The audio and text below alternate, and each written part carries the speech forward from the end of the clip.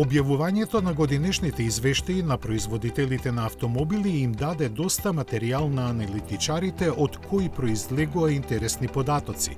Например, дека кинескиот BYD по еден свој вработен заработил само околу 7400 евра за разлика од рекордерот Ферари, кој има инкасирано неверојатни 346.000 евра од секој свој работник.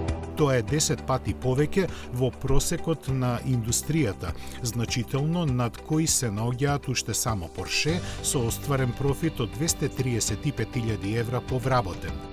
Мерено пак според продуктивноста, највредни се во Сузуки, кој лани има продадено по 44 автомобили по вработен, што е 2,5 пати повеќе од просекот, додека на спротивниот крај повторно е BYD со 4,7 возила по вработен. Зошто е така станува јасно кога ќе се погледнат податоците за работната сила. На платниот список на кинескиот гигант се наоѓаат дури 900.000 луѓе, за половина повеќе отколку кај Volkswagen и 12 пати повеќе од Suzuki. Мора да се признае интересни бројки кои даваат една поинаква слика за автомобилската индустрија.